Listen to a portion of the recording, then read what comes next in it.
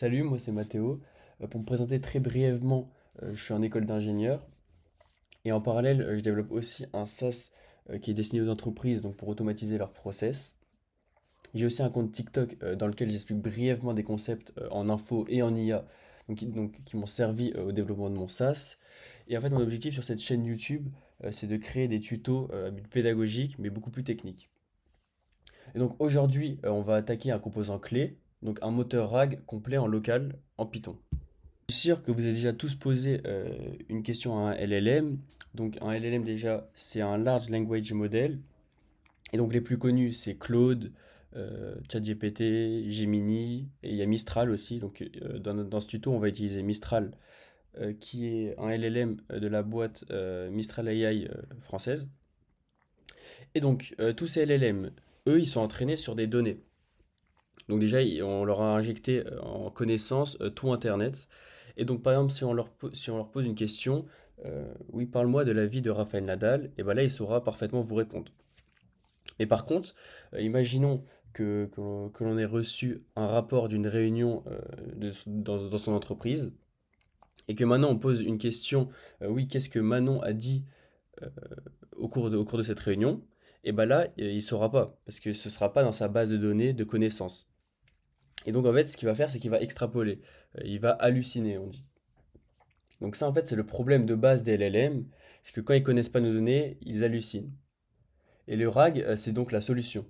Donc dans cette vidéo, on va le construire from scratch, et tout va tourner en local sur notre propre machine. Donc on va y aller étape par étape. On va d'abord comprendre le concept, et ensuite on va coder chaque brique. Et donc avant de commencer de coder, il faut absolument qu'on comprenne bien ce qu'on est en train de construire, ce qu'on va construire. Parce que le RAG, c'est quand même un concept qu'il faut bien comprendre avant de se lancer dedans. Donc comme je l'ai dit, un LLM comme Mistral, il a été entraîné sur des milliards de tokens, mais jusqu'à une certaine date. Et donc quand je parlais du rapport de la réunion en interne, eh ben, lui, il ne le connaît pas, il n'y a pas accès. Et donc si on lui pose une question dessus, il va faire de son mieux, et en fait, donc faire de son mieux pour un LLM, ça veut juste dire inventer avec confiance. Et la solution RAG, elle se passe en deux phases. Donc la première. Alors la première phase, moi j'aime bien l'appeler la phase d'ingestion. Donc en fait, on upload notre PDF. Enfin, ça peut être un PDF, mais ça peut être n'importe quoi d'autre aussi. Donc là, dans notre cas, on va rester sur le PDF du rapport de la réunion. Et donc, on extrait le texte. Et ce texte, en fait, il est découpé en chunks. Des chunks, c'est des petits morceaux de texte, en fait. Ok, donc il est découpé en chunks. Et chaque chunk, il est embeddé. Et donc, ça veut dire qu'il est transformé en vecteur. Nous, dans notre tuto, ça va être des vecteurs de, 760 de dimension 768. Et donc, chaque chunk a un vecteur associé. Donc voilà, chunk 2, il a ce vecteur associé. Le chunk 3, il a ça. Ok. Et tous les chunks, eh ben, ils sont tirés du PDF. Et ensuite, ces chunks, ils sont ajoutés dans une base vectorielle. Donc nous, dans notre tuto, on va utiliser ChromaDB. Donc la phase 2, c'est la phase de la requête.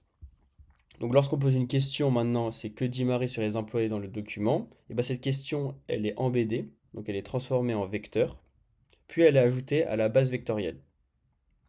En fait, ce qu'on va faire entre la question et les chunks du document, c'est une cosine similarity. Ça permet juste d'avoir un peu un score de similarité, on va dire, entre le vecteur de la question, donc l'embedding de la question, et l'embedding de tous les chunks qu'on a fait juste avant.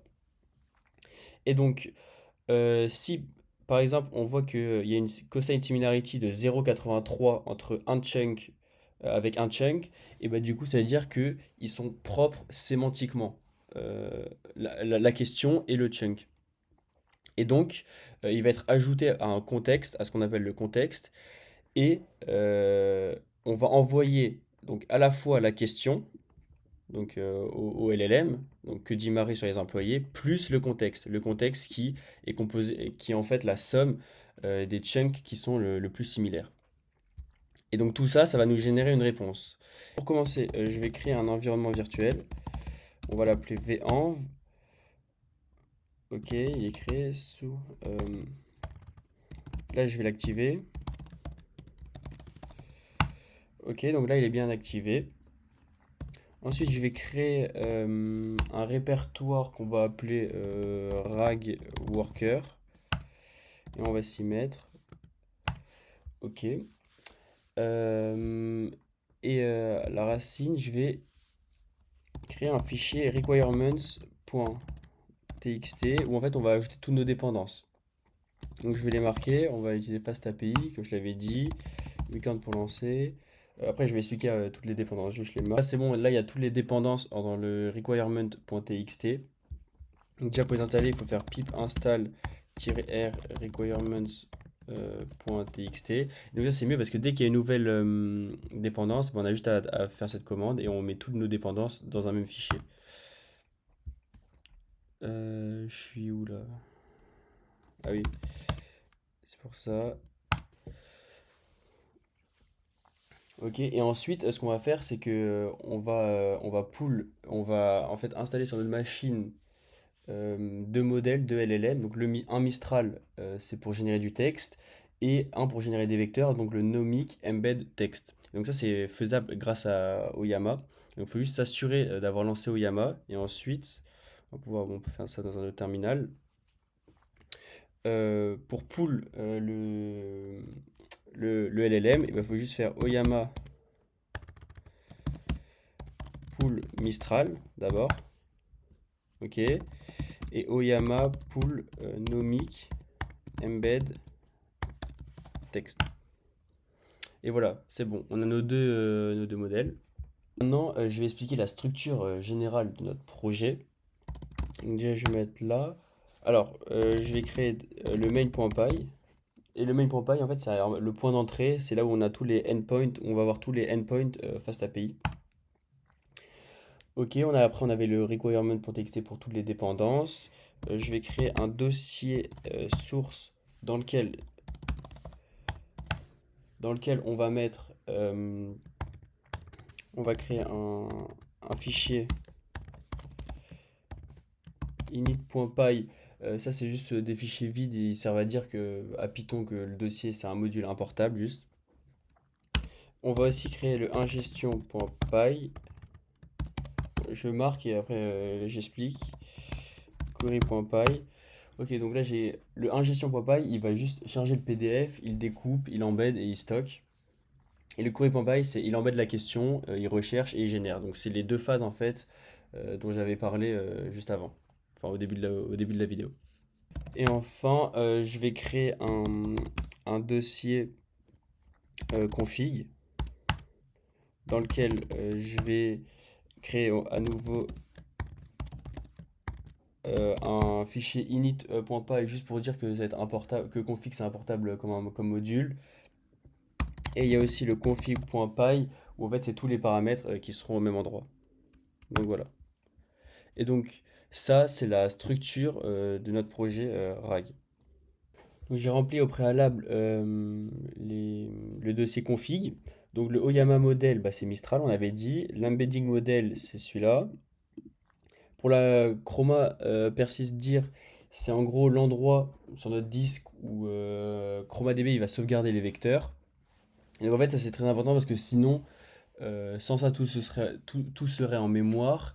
Et donc à chaque redémarrage on perdrait tout. Ensuite le chroma collection en fait c'est une collection, c'est comme une table en SQL. Donc c'est un groupe de vecteurs. Et le chroma distance métrique égale cosine. Ça, c'est juste la formule mathématique utilisée donc, pour mesurer si deux vecteurs sont proches. Donc, vous vous rappelez, j'avais parlé de la cosine similarity, bah, c'est ça.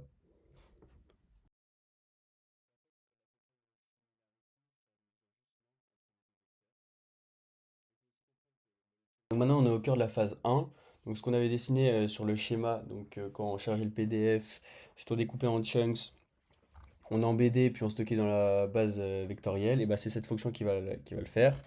Donc, je vais l'appeler def ingest document. En paramètre, elle prend le chemin d'un fichier, donc qui est un string, et elle va retourner un dictionnaire. Ok, donc la première chose, bon, je peux mettre un petit commentaire, c'est que c'est charger le PDF. Et donc pour charger le PDF, on va utiliser PyPDF Loader. Donc je vais appeler ça loader et donc PyPDF Loader. Donc ça, c'est une fonction qu'on a importée d'une dépendance qu'on avait définie dans requirement.txt, si vous vous rappelez bien. Et donc cette fonction, elle prend un file, elle prend un chemin de fichier. Et donc on va aussi définir document qui va être loader.load. Voilà, et sans paramètre. Et donc en fait le PyPDF loader, il lit le PDF qu'on va mettre donc via son chemin et il retourne une liste de documents, donc un par page. Et chaque document il contient deux choses, donc à la fois le texte brut et des métadonnées, donc comme le numéro de la page par exemple. Et ces métadonnées, on va les retrouver à la fin. On va découper en chunks le texte du PDF. Donc pour ça, on va utiliser la fonction recursive character text splitter qu'on a importé de LangChain text. Ok, donc recursive, voilà. Alors, ça en paramètres, ça va prendre le chunk size, donc on avait défini dans config. Ensuite, le chunk overlap aussi. Chunk, bon, c'est pas majuscule, c'est en minuscule. Chunk overlap. Donc qu'on avait défini aussi. Et ça va aussi prendre des séparateurs. Donc voilà. Et donc en fait, ça, c'est l'ordre des priorités de coupure. Donc le splitter, il va d'abord essayer de découper le texte dès qu'il y a un saut de ligne double. Ensuite, s'il n'arrive pas, bah, dès qu'il y a un saut de ligne simple. Ensuite, s'il n'arrive pas, quand il y a un point, quand il y a un espace et quand il y a un caractère. Comment est-ce qu'on remplit, par exemple, quand on sait c'est quoi les paramètres d'une fonction qu'on a importé d'une dépendance? En fait, il faut juste aller voir dans les docs, par exemple, de LangChain. Et bah, c'est à partir de là qu'on peut savoir comment est-ce qu'il faut bien remplir nos paramètres d'une fonction qu'on a importée. Ou même, par exemple, là, pour chroma.fromDocument, c'est pas faux. En fait, il faut regarder les docs. Enfin, je sors pas ça au hasard. Et donc, là, on a fini notre fonction, on a fait les quatre étapes. Et qu'est-ce qu'elle retourne? J'avais dit qu'elle retournait un dictionnaire juste ici. En fait, ça c'est juste du feedback parce que c'est pour montrer, pour savoir si l'ingestion elle a marché et combien de chunks ont été stockés dans la base vectorielle. Donc du coup, ça peut return euh, donc, des pages. Donc c'est un dictionnaire, donc c'est des key values. Donc, on peut dire length de documents et les chunks. L'autre key value, c'est bah, la longueur des chunks du coup. Voilà. Remarque, c'était qu'en fait, l'embedding donc d'un gros PDF, bah, il peut prendre pas mal de temps en local, enfin quelques minutes. Mais c'est normal parce qu'en fait, le nomic embed text, il va faire un appel à Oyama, mais pour chaque chunk. Donc sur un document de centaines de chunks, bah, ça fait 200 allers-retours. Donc ça, c'est un peu la contrepartie du 100% local. Mais ce qui est bien avec le local, c'est que déjà, bah, il y a pas de prix pour les appels API. Et bah, tout est sur notre machine en fait. On contrôle tout. Ok, donc maintenant, on passe à la phase 2. Donc on est dans le query.py. Et juste là, cette fonction, pour expliquer rapidement, en fait, c'est une conversion. Donc, parce que ChromaDB, ça donne une distance. Donc, c'est 0 si c'est identique, mais ça, c'est un peu contre-intuitif. Et donc là, ce que j'ai fait, c'est que je la transforme en similarité. Donc, c'est 1 si c'est identique. Et en fait, je trouve que c'est plus lisible. Donc, on va créer notre fonction. Donc, query documents, par exemple. Donc, ça prend une question, donc c'est un string. Et ça nous renvoie un dictionnaire. Donc vous voyez que là déjà c'est assez similaire pour l'instant à ce qu'on avait fait avant. Donc d'abord ce qu'il faut faire c'est qu'on va il faut charger le vector store. Donc on charge le vector store. Comment est-ce qu'on fait ça? On définit une variable embeddings et on va appeler la fonction oyama embeddings avec notre modèle donc qui était le embedding modèle, voilà celui-là. Et donc notre vector store. Ensuite, ce qu'on fait, c'est que moi j'ai déjà marqué le code, parce que sinon ça va être trop long. On fait une recherche sémantique. Donc, en fait, une recherche sémantique ici, c'est une recherche par le sens plutôt que par des mots-clés. Ensuite, on filtre aussi tous les chunks qui sont sous le seuil de pertinence. Donc, on peut marquer filtre, chunk sous seuil de pertinence. Ok. Et là, par contre, ce qu'on va faire, et ce qui est intéressant, c'est qu'on va construire le contexte. Donc, les chunks, c'était ceux à qui les embeddings étaient le plus proches, similairement parlant, de l'embedding de la question. Et donc, pour faire ça, on va déjà créer une liste context parts avec nos sources. Ok. Et donc, on va faire un for doc similarity dans les results. Oui, parce que nos results étaient là. Ouais, ok. Non, c'est doc par contre. Ok. Alors, on va ajouter à notre context part. On va append la page content de notre doc. Page content. Donc j'ai fini de coder de cette partie. Et donc on assemble tous les chunks pertinents en un seul bloc de texte qui va être séparé par les trois tirets et qui sera envoyé au LLM en tant que contexte. Maintenant, ce qu'on va faire aussi, c'est qu'on va créer le prompt. On va faire le prompt pour, euh, pour Mistral.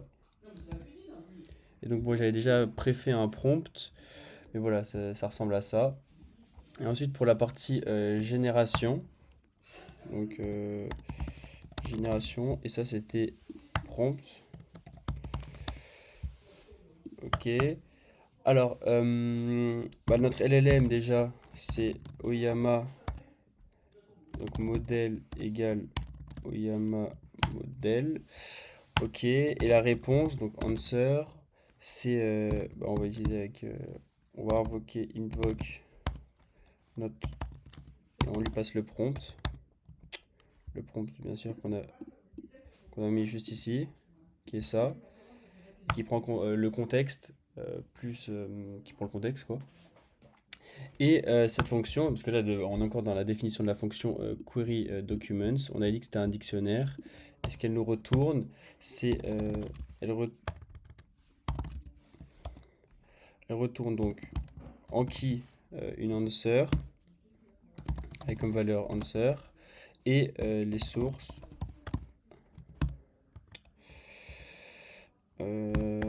Hop là, source. Et voilà. Et les deux phases, on a codé les deux phases. Et on va aller dans le main.py pour les endpoints maintenant. Donc, déjà, je vais importer tout ça. Ok. Ensuite, je vais définir notre app. Donc, on a dit que c'était Fast API. Donc, le titre, je peux mettre RAG YouTube, par exemple. Tac. Bon, je peux mettre une version 1.0. Alors, la query request, c'est une question juste.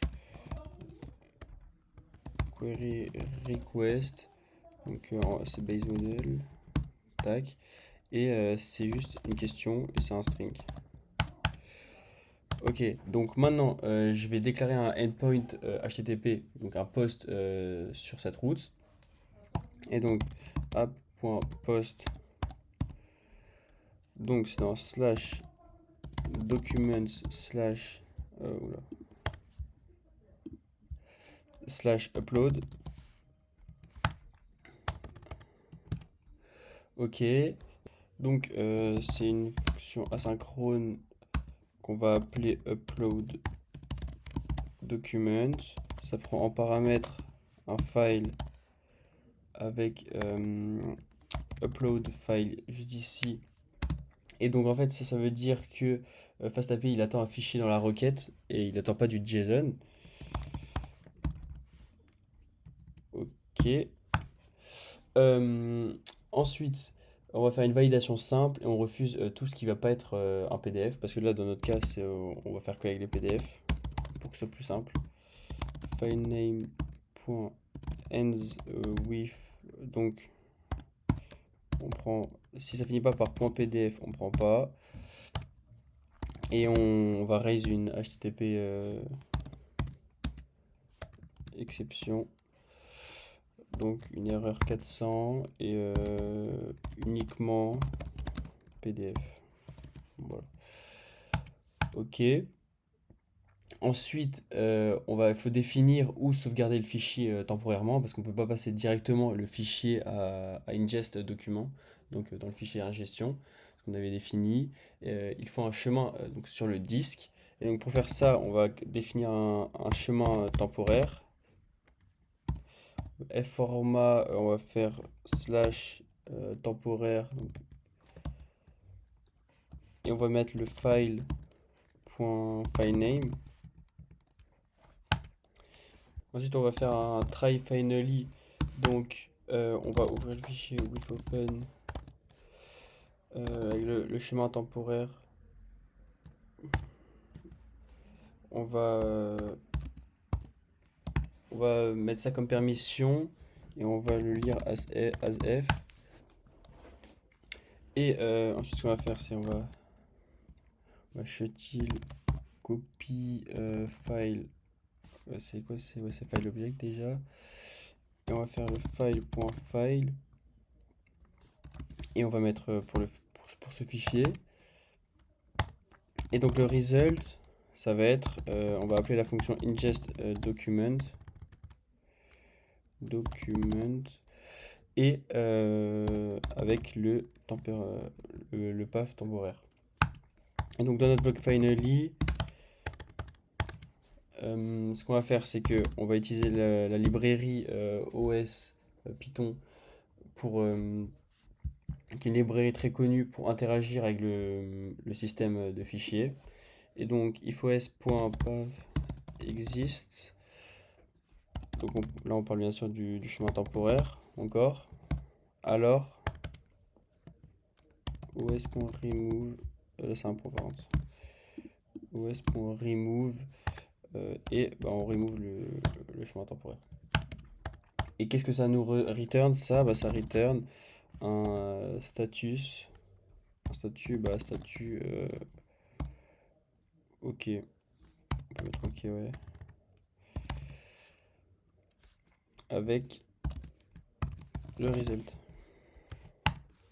Bon, on peut lancer le serveur. Donc j'avais dit que c'était avec UVcorn. Donc c'est sur le port 8000 et que c'est main app et reload. Ouais, c'est ça. Je crois que c'est ça. Ok. Et maintenant, on peut aller sur le browser et on met http normalement, on verra, on devrait voir tous nos endpoints qu'on a créés. Donc, on en a créé 3. Localhost. Oula. Non, j'ai oublié les. C'est le port 8000 et c'est /docs. Ok. Donc là, on voit nos 3 endpoints parce que bon, j'avais créé le premier en vidéo, mais les deux autres, j'en ai fait 2, mais je les ai pas expliqués parce qu'ils sont moins intéressants. Ok, donc là maintenant on peut tester. On met it out. On choisit un fichier, donc j'ai créé un PDF exprès, mais bon, vous pouvez prendre n'importe lequel. Voilà, et là on met execute. Et voilà, donc là on voit dans le response body, il y a 2 pages et il y a 5 chunks qui ont été créés via mon PDF. Alors, maintenant si on teste la query, je vais poser la question what is TechFlow? Ah oui, parce qu'en fait j'ai changé le prompt aussi en anglais parce que Mistral il comprend mieux en anglais. Et donc voilà, j'ai expliqué vite fait ce que c'était. Enfin, tout est fictif, hein, mais bon, c'était pour tester. Donc, what is TechFlow. On va voir s'il me répond. Parce que, enfin là c'est un exemple, ça n'existe pas, mais si on a demandé ça à un LLM, eh ben, il n'aurait pas su parce que ça n'existe pas, il ne connaît pas. Alors que là, on lui a donné un document de connaissances en plus sur qu'est-ce qu'est TechFlow. Et donc TechFlow, ça c'est de compagnie, ta, ta, ta. Et voilà, donc ça a bien fonctionné. Pour tester, j'ai posé une question qui n'était pas expliquée, auquel il n'y avait pas la réponse, à laquelle il n'y avait pas la réponse dans le document que j'ai upload. Et du coup, il a bien répondu. Le contexte qui a été donné, il donne pas d'informations sur le net worth. Donc voilà. En 30 minutes, on a réussi à avoir un worker RAG fonctionnel. Bien sûr, c'est vraiment la base du RAG, mais c'est quand même une base qui permet de comprendre les concepts et de se lancer de se lancer concrètement dans la création d'un worker RAG. Et bien sûr, il y a plein de méthodes, plein de choses à ajouter pour avoir quelque chose de beaucoup plus performant et intéressant. Mais bon, là, c'était pas le but non plus dans cette vidéo. Et donc, dans les prochaines vidéos, on va continuer à faire des tutos assez techniques comme cela. Donc, il faut quand même avoir une assez bonne connaissance. Bon, là, c'était en Python, mais il faut quand même avoir une assez bonne connaissance dans ce langage. Et donc, le repository là, de tout mon code, vous pouvez juste mettre un commentaire repo ou repository et je l'enverrai. Il sera accessible à tout le monde, gratuitement bien sûr. Et bah, vous pouvez juste vous abonner si vous avez bien aimé le tuto et si vous voulez en voir d'autres. Et vous pouvez lâcher un commentaire pour voir ce que je pourrais améliorer pour les prochains tutos, que ce soit autant dans le contenu que dans la création de la vidéo.